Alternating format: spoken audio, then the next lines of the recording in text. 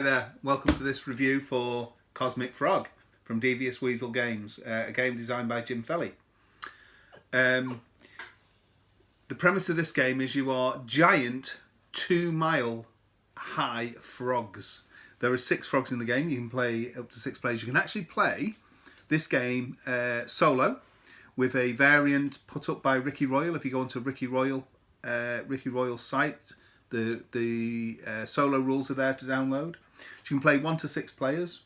You can play team play. We've done that. You can play every man for himself.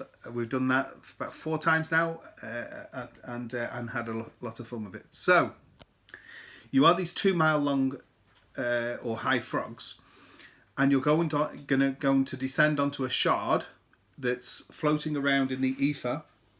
And you're going to try and harvest the land by grabbing it into your gullet, jumping off into the ether and disgorging it into your vault. It sounds quite simple. There's quite a few rules to it. Once you get the rules down, it's a heck of a lot of fun. To me, it's almost like an arcade. I was thinking about this. How do you describe such a zany game as Cosmic Frog?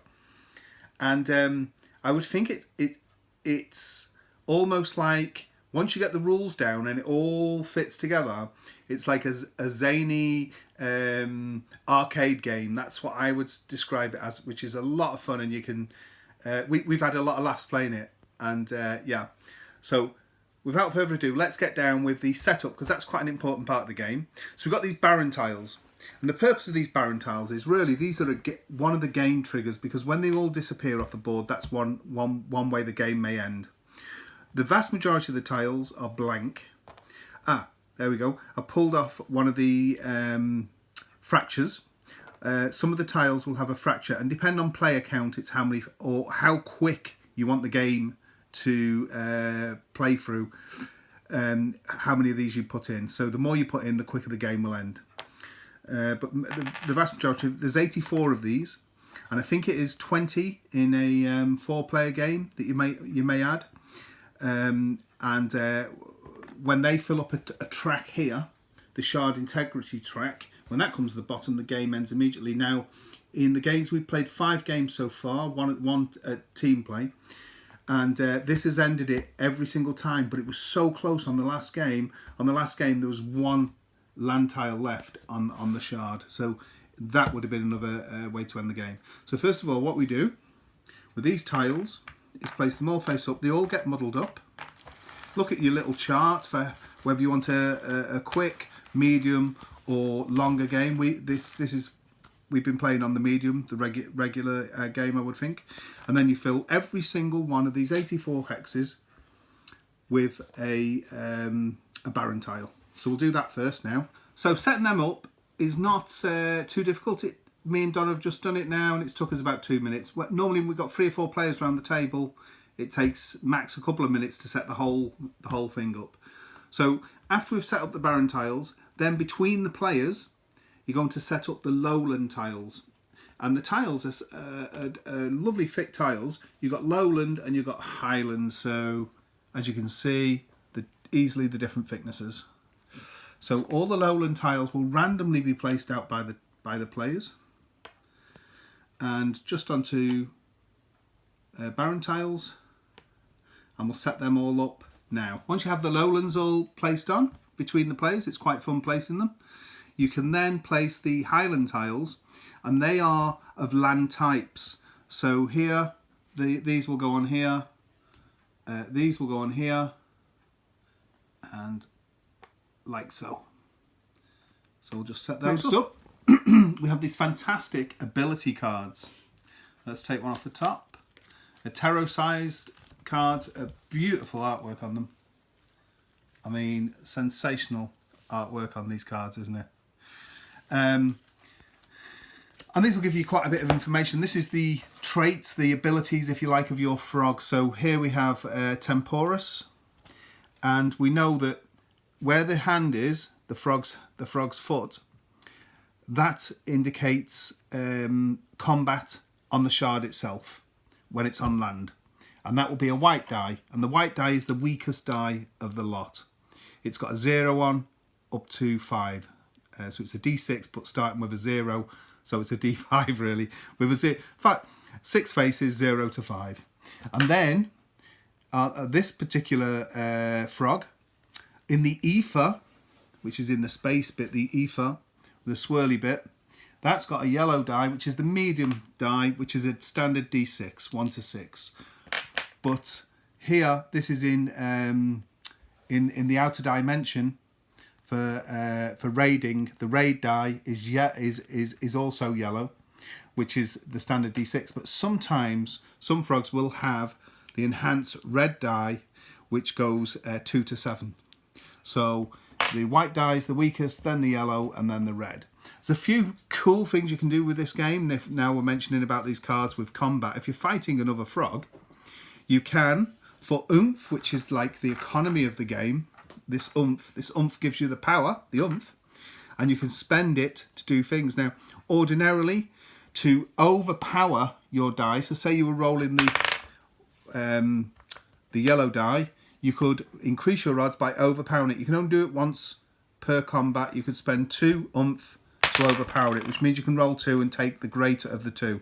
So if we roll them in like that, you'd use the 4, forget the 3. You can also boost it for 2 oomph, and that would now become a 5. But you could do it you could boost it again, and it would become a 6. But you have to declare all this prior to combat, and the defending frog has to also.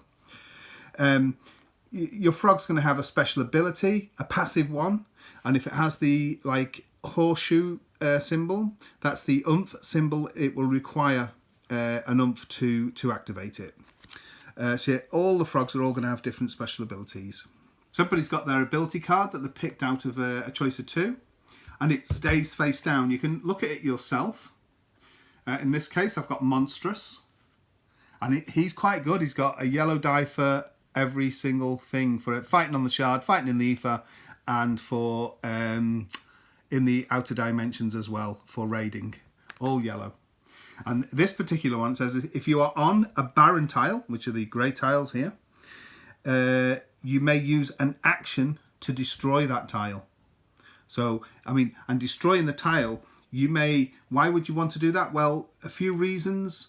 One, for a start, by destroying it, if it's got a splinter on the back, it's going to go onto the shard integrity track here, so you might be wanting to end the game quicker because you're doing well. Also, here for paying oomph, you can decrease by 1 the knockback you receive this combat. So we've explained a little bit about combat, but if you roll and the defender rolls, let's say they both rolled, not a very good one there. Right, say the attacker rolled a 5 and the attacker was purple and they rolled 5 now, or let's say here would be a better example, and they rolled a 5. The difference is 4. So the attacker, first of all, would do a leap action, stay here and see whether they were successful in combat, and would knock this frog back 4, 1, 2, 3, 4, in the same trajectory, the same line, the same edge of the tile all the way through, and then this frog will go to there. If that yellow had land tiles in their gullet, the purple frog then could take the difference in land tiles off them, or it could harvest the tile that it actually went onto. In this case is a barren tile, so it wouldn't be able to harvest it. There is one frog with an ability, I think, that can harvest land tiles and actually spit them out at other frogs. I did say this game was quite zany, and it is. It's quite wacky. It's quite a lot of fun. For another oomph, this one, paying an oomph, you can increase by 1 the knockback you deliver this combat. So you could, by paying an oomph, knock the frog even further back, and sometimes obviously knock it into the ether. So everybody starts with a card. What's interesting as well, each frog has a deck of 5 cards. They're all the same, action cards, and they'll just say blue on them. But all these cards, so we've got the blue frog, the purple frog, the yellow frog, and the green frog. This entire deck gets shuffled together. There's also a red and grey frog as well for up to 6 players. Choose whichever colour you want. They're pretty cool, these frogs. The rings, pick the sculpt you want and then snap the ring on the bottom. There we go. Good shuffle up. So, and what will happen in a game is, for instance, yellow may start because their card gets turned over straight away, and then yellow might go again, and then it could be blue, then it could be green, then it could be green again, then it could be blue, then it could be blue again, then it could be yellow, and then purple might get 3 goes on the trot. You just never know, and it's because turns are so quick and snappy. It's a real fun, really fun, because we've had so tense moments where Sammy was playing, and if his purple had turned up, he was after his sister. A bit of sibling rivalry there, and he was after her. She got him a couple of times, and if his card had turned up at the right time, he was going to have her in this in the ether to try and knock her out into the outer dimensions. But as luck would have it, Kate's card turned up, and she was managed to get back onto the shard. There's lots and lots of fun moments. So if I turn this over, so purple would be the starting frog, and when you start the game, you land on any barren tile adjacent to the ether.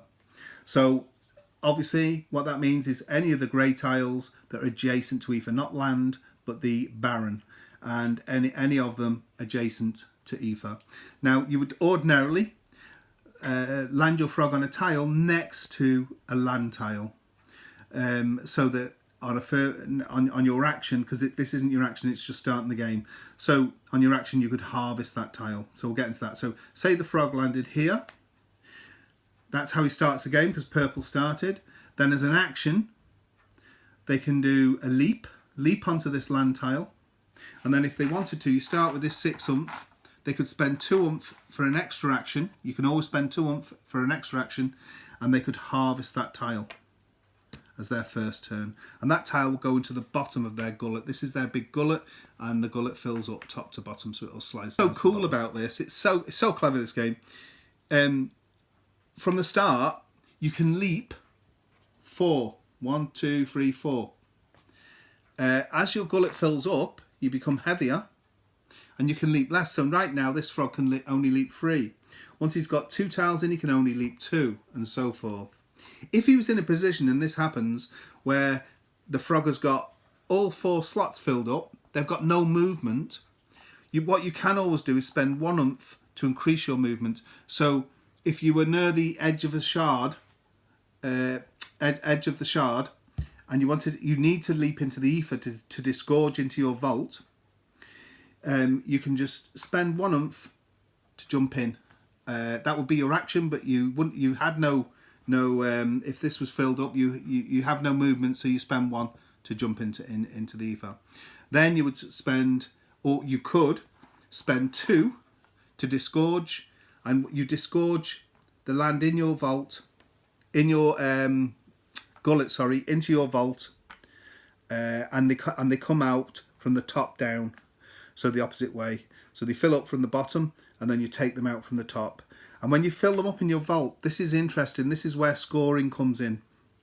This is how you're going to score good points, and it's multifaceted. This, so you want to collect colours if you can of tiles. And now, if I had 3 across like that, creating a pattern, in same lands in a straight line. These are highlands, so these are the thick ones. And 3 highlands in a row gives me 9 points. If I had 4 highlands in a row, because diagonals count also, that's the max I could get. I could get 14 points for that. Feasibly, I could also have 4 more highlands and get another 14 points if I had these on top like that. But other frogs are going to be fighting you for these lands. And even once you've got them, they're going to be fighting you for them. They can knock them out your gullet with combat on the shard, or they can knock you into the outer dimensions and actually raid your vault. Now that might seem a bit mean, and how would you actually get a grip on the game? Well, in fact, raiding in the vault is not an easy thing to do. Raiding the vault, which is the raid combat, because it's ordinarily only the white die, and it's on point values. So the difference when they roll the white die. So if the frog, let's say there was a combat here, yellow was fighting the purple, and yellow rolled the white die. Yellow rolled its normal combat die. Where's yellow? Yellow's me, isn't it? So it's the yellow die. So let's say, oh look, I rolled a 6. Yeah, and the purple frog, let's say the purple frog only had a white die. Oh, and this time rolled a 0. So the yellow frog would knock the purple frog 6 into the outer dimensions. That's the furthest it can go. The yellow frog, the purple frog would lose its ability card, would lose all its oomph, because it's in this outer dimension, does not exist as such. It's on a different plane. And then the yellow frog could, as a free action, raid the vault of the purple frog. Now the amount it could raid in points is 6, because that's how many it was back. If let's say the purple frog had been knocked back 4, then the yellow frog can raid for 4 points. When they're in a vault, the point value is 2 points for a Highland tile and 1 point for a Lowland tile. And here's a bit of a game of chance with the pushing its luck with the yellow frog, because even though he can raid up to 4, he has to pick a vault he's going to raid, and he has to clear that vault before he can pick on another vault to raid from that frog in the raid action. So he can go up to 4, because that's how far this frog's now been pushed back. So that would theoretically be 2 of these Highland tiles. You can say, right, I'm going to pick that vault there, and I'm going to raid that vault. But in order to do that, the yellow frog would have to declare the raid value.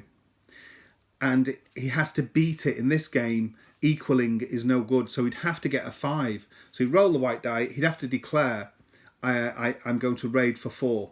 Because for 4 there, and roll, and got a 1, so it'd be unsuccessful. He would have had to roll the 5 to be successful. So stealing out of somebody's vault is nowhere near as easy as knocking it out of their gullet. And that's what we've learned a bit. It can be done, and if you really want to tile off another player, and you're willing to have a bit of a tussle with them and knock them into the outer dimension, it's quite fun, but it's not the game changer that you would think it is. You know, a lot of outer dimension raiding can be unsuccessful, so it's a bit of a gamble on the player taking the frog on in the outer dimension, I would say, because with the point values and so forth, and the fact that you got to beat it. So that's dealt with combat. Another thing you can do when you harvest tiles. Now remember, the actions you can do on the shard is the harvest. But if we look here, where are we? Actions available on the shard. There's 5 on the shard and 5 in the ether. So on the shard you can attack. Now we dealt with attacks, but you have to be in line of sight of the frog, and line of sight of the frog's movement as well. So right now this yellow frog would have, he's got nothing in his gullet, he's got a movement of 4, or he can leap 4, and it's the direction. So if I place him here, he could leap. He can also leap over the ether. So here he go 1, 2, 3, 4. He could make it to that tile there. So let's say the purple frog was here. That is a legit combat, because he could lock onto this frog here, and he's in the line of sight.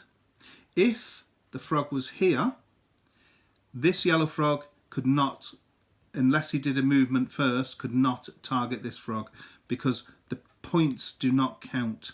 He'd have to be on that point there, because he's got a trajectory over here, 6 on each tile.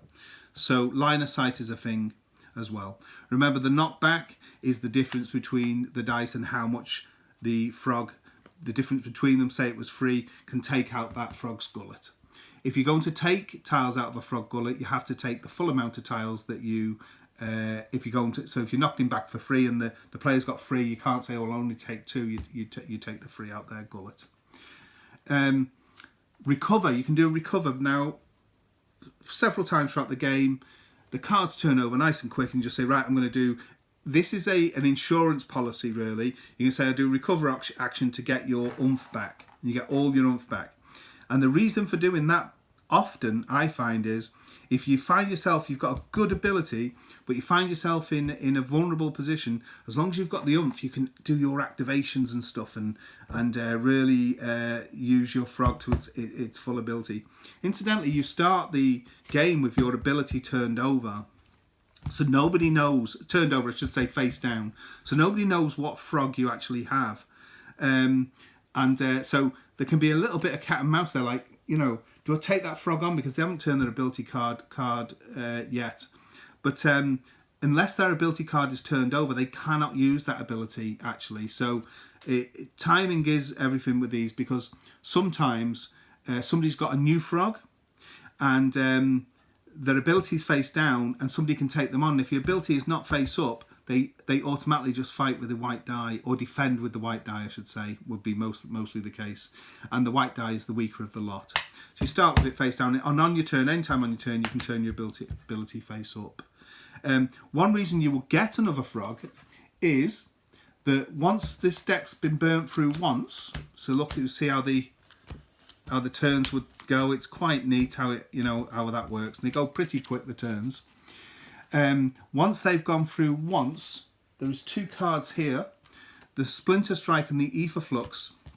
They look the same as the action cards on the back. They go into this deck and get shuffled up, so you don't know when they're going to turn up. They don't go in for the first turn of the game, but as soon as we've gone through the deck once, these go in.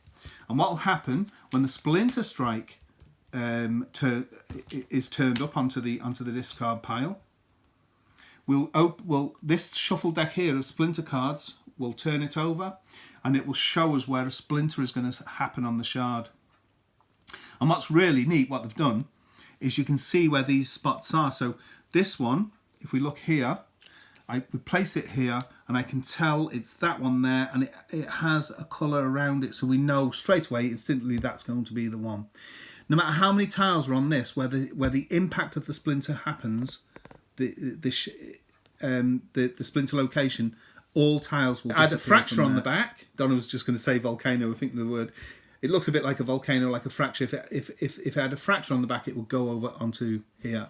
And this is the timer for the game as well, isn't it? So every tile here will go, and then one tile of every one adjacent to it. So we turn, look, we have a fracture one there. So that will go there. No. Nope. That, and that will go. So we took one off around it, and so if there's a frog on the centre tile, where the splinter strike has happened, it's pretty bad for the frog then.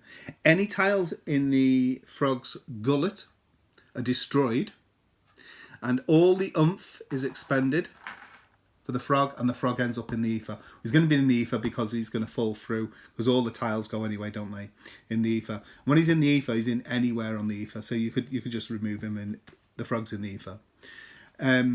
If the frog was on an adjacent tile, the frog ends up in the ether, but doesn't lose any land in its gullet, or doesn't need to expand any oomph. The flux also turns up in the deck. Your frog your frog mutates. There's a cosmic force happens, of course it does, and your frog mutates. Now you can resist the mutation if you have available oomph. You can spend one to resist the mutation and remain as the frog you were.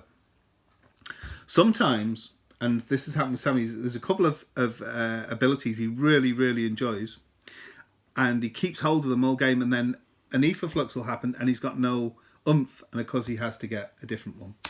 So then you will get a random new ability off the top of the deck, or you can spend 2 oomph and have a bit more variety on what you're going to choose, because you then get a choice to either keep your original frog or one from the top, take a look at the 2 and decide which one to keep. So that's what happens with an ether flux. Another thing you can do for getting oomph is create a siphon out of lands, and a siphon is a lowland tile with the same type of land, highland, with a lowland tile on top of it. So that is a siphon. If we're going to do another siphon here, let's have a look. we would have a Lowland Tile, Highland Tile and Lowland Tile of the same type, creating another siphon. If you had 2 siphons of the same colour, only 1 siphon would operate. But what happens then, as your card's turned over, at the beginning of your turn, for every operating siphon of a land type, you would regain 1 oomph. So that's a good way of regaining oomph. The only downside of that is, if you concentrate too much on siphons, then you're not going to get your scoring for your same lands in a straight line. So that same lands in a straight line is pretty neat, because as you build this up as the game goes on, when you score them, say I was going to score this here now, say this was the state of my board at the end of the game, my vault, my biggest scoring would be these 2 highlands here. So lands in a straight line, 2 highlands would be 5 points, and I'd take them off. Then then it reveals, see, underneath 3 highlands in a straight line, which will give me... take that off first. Oh, sorry, there's one under there. Donna's just spotted it. Yes, sorry. I could then take this one off for a single 2 points. And then I've got 4 in a straight line, which would give me 14 points, and they then come off. Then here, we'd have to score singularly, so they'd be 2 points for the 2 lowlands, 4 points for the 2 highlands, the 2 points each, and 2 points for the 2 lowlands again. Then the only other bit of scoring would be land domains represented. So we got 1, 2, 3 different land domains represented. We didn't get any of the green. So 3 land domains represented will get me a further 5 points. And that is how you're going to get your points at game. The game comes with some cool player aids here as quick reference with the lands. So we've got the highlands here, which are mountain, mesa, lake and forest, and the lowlands, which are hill, desert, swamp and meadow. Always forget the names of them. We call them by the colours for ease. And you got the reference there. But somebody put this great reference up on BGG. So the 5 available actions you have on the shard are attack. And we've seen how combat works. You know, if you're on the shard, that's the shard. You've only got the shard, the ether, and the outer dimensions, and they're the 3 dice representing them. If we had another ability, let's have a look. Oh yes, so we got yellow, and white. Of course, they've got cool passive and active abilities you can use as well. So it's not just about this. There's a lot going on down here. But as you can see, they're mixed up. That one's got a white, a yellow, and a white. But then, if the weaker is somewhere, there'll be something to compensate it down here. So the actions is attack. So as your action, you declare that. You get 1 free action on a turn. And you can always, if you have available oomph, you can always spend 2 oomph to get 1 extra action. Some cards, some frogs will alter these things up a little bit. You can recover. So even if you have 1 there, as long as you've got a lot of expired oomph, you could just, I'm going to recover this turn. Because you might get another card that straight away it's your turn again or whatever, but it's a good insurance policy recovering, because then you can use all your abilities that you have to activate as well. You can harvest for an action. So you're actually on a tile, a land tile, and you harvest it. You harvest that tile and it goes into the bottom slot of your gullet. Building up, which in turn reduces your leaping distance as it fills up. You can leap. That's the next thing you can do on there, which you can leap up to the number of hexes equal to your empty gullet slots. And the other thing you can do, which we haven't mentioned yet, which is really cool, you can spend 1 oomph as to do a slipstream on your action. So if I was going to leap off into the ether, I can spend 1 oomph to slipstream, which means you jump into the ether, bounce off the ether onto any external tile on the board. Any external tile adjacent, any tile, land tile I should say, or barren tile adjacent to ether. So anywhere, so it's a good way of getting around the board to another spot.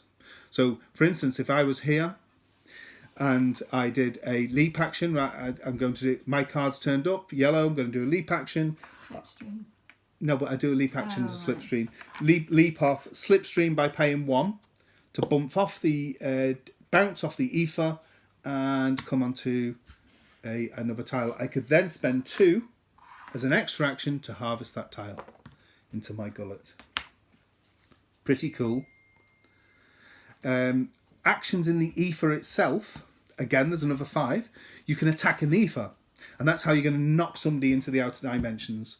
So rather than knocking them back as they go back, the difference of the die rolls, if you're successful in combat, the difference, you would knock them back into the outer dimensions. And then you get 1 free raid action. But further on, any frog in the outer dimensions and any other frog coming into the ether could have a raid action. Just as their action, they could say, right, we're going to raid that frog. I'm going to raid that. It's free. I'm going to raid that frog for free. So you declare raiding it for free. Oh, look, it's actually unsuccessful because you have to beat your raid. It would have had to get 4 to raid it for free. And then you get access to their vault, declaring which vault you're going to take tiles from. In the ether, you can always recover again. So you can recover by resting and getting all your oomph back. You can disgorge. This is one of the main reasons you go into the ether. So you're disgorging from your gullet, anything in your gullet, into your vault. You take them from the top, coming down, and place them in good configurations in your vault, and maybe create the odd siphon or 2. You can land. So from the ether, you can land. So that means basically landing on any land or barren tile adjacent to ether. Or you can raid, which we've just gone in. So you come into here and you can raid. You can raid a frog that's in the outer dimensions. When you start the game, you have to start on a barren tile adjacent to ether. And when you come out of the outer dimensions, you then have to start again on a barren tile adjacent to ether. Other than that, when you land during gameplay, you can land on any tile adjacent to ether. The frog that's in the outer dimensions, how do they come out of the outer dimensions? Well, every tile that's taken out of their vault pulls them forward 1. If they were on free and the yellow frog was on outer dimension free, and their card turned up, even though they don't have any oomph and they don't have an ability at the moment, and their card turned up, they roll the white die and they move forward that many in the outer dimensions. Also, if they haven't managed to come out the outer dimensions, that card, which would be the yellow card, because it turned up, will come next to them. And for every 2 cards they collect, they can then play them together to come out of the outer dimensions. So you're not going to be stuck in the outer dimensions for too long. As they enter into Dimension Zero, they're coming back into Dimension Zero, they can then do an action onto a barren tile adjacent to the shard. They also can spend these actions. Any that they haven't spent of yellow cards that they're built up, they can spend them and take the turn. So the catch-up mechanism there is pretty neat. It's a pretty... They get all their oomph back. They do. Donna's just reminded me. As soon as they come back into Dimension Zero, they get all their oomph back and they get a new random ability from the top of the deck. In practice, over 5 games, you're in Dimension Zero. In the outer dimensions, probably for 1 turn we've seen, maybe 2 if that. And it has not been too detrimental on the game. We've had a lot of fun playing it. I mean, that covers mainly most of the rules. I don't think there's... It may sound a little complex. It's not. We've got Sammy playing, who's... Almost 13. Almost 13, but his distraction, he gets distracted so easy, doesn't he? But now he's just doing everything, and and it's... They say the rivalry between him and Kate with the frogs fighting's been fun, hasn't it? Yesterday especially. Oh, yesterday was so fun. Quality of the game, components, fantastic. These frog sculpts are brilliant. The snap-on rings, so you can choose a different frog, great. The neoprene mat is a joy. High quality, stitched edging, very vibrant. The tiles are fantastic. Artwork on these tarot cards is just fantastic. All the abilities on the frogs, there's nothing really that's ambiguous at all. Even the kids are understanding the abilities of them. Sammy loves that one, doesn't he? Where is it? The camouflage. So they got a yellow die to fight on the shard, white for fighting in the ether, and for Raiding in the Outer Dimensions is a white as well. But Camouflage, look at the artwork. Frogs must pay 2 umph to target you or to declare an attack against you because you're camouflaged. So it's a good one for turtling this one and getting your work done. For paying 1 umph, you can activate your opponent re-rolls one of their combat dice of your choice. So if somebody's even attacking you and you don't like they've got a bit of a high die roll, you can pay an umph to make them re-roll one. So that's quite neat. That's one something. And they're all really, really neat. There's some cool abilities on these cards. Yeah, that's it. Once with the splinter deck, as you can see, it will locate to all different places on the board. You never know quite when it's going to turn up or which splinter it's going to do. So, like I say, that has finished our game every time. Games have run roughly always under an hour at 4 player, and in fact, we had one 4-player game was over in about 20 minutes, and we played yesterday. Yeah, yesterday, and we played again immediately afterwards, didn't we? We just reset up quickly again, and we had then that 5th game was fantastic, wasn't it? Yeah. We were literally there was a lot of laughter going on because it was a bit of a bloodbath, but it was so much fun. Actually, I managed to win that, didn't I? And I'll tell you the rivalry this is so much good family fun that with Sammy and Kate. Kate won the first game yesterday, and Sammy kind of was trying to say it didn't count because she only won by 1 point. So that's the sort of rivalry that's going on, isn't it? And it was really fun. I can see this being a huge hit at game conventions because it's so quick to set up. Once people have got the terminology and everything, it takes one game. It takes one game where you've, like, I remember the first game thinking, okay, it was very different. By the time the second game comes, everything fits. You're not looking in the rule book, and it's just fun. It's like this I don't know, melee combat thing. It's just so much fun. You're doing your thing, and then you're thinking, well, somebody's had a go at you, so I'm going to have a go back at them, and then you think, well, that's the person to attack, really. And there's so much, and using your abilities and everything else, and then what the game throws at you with these splinter strikes and things. It's a neat package. I could definitely see it being real fun at conventions. I would love to play a 6-player, every man for himself. But then you could have 3 teams, or even I say 3 teams. Sorry, you could have 3 teams of 2 on each team. I guess you could even have 3 against 3 as well, couldn't you? Which would be pretty cool. But I don't know whether that would work properly. You use a shared vault for that, so you'd have 1 vault between you, which is on the back here. So a couple of different things change with this. You have to have 3 working siphons before one of them actually produces umph, and also in the outer dimensions, it's adjusted slightly to make it a little bit harder as well. But it's a cool package. We've really, really enjoyed our plays of it. I say we've got 5 plays in now. And I know the kids, like, some games say, yeah, it's all right, nothing. And, like, they're actively involved in their turns, and they're like, and they're looking at the deck, waiting for their card to come up. And it's got a good excitement level. It's good fun. Easy to pick up once you've had that first learning game, I would say. And a great package. And in 2020 has been one really strange year, hasn't it? And we got a lovely strange game to boot. That is Cosmic Frog from Devious Weasel Games. Yeah, check it out. Fantastic game.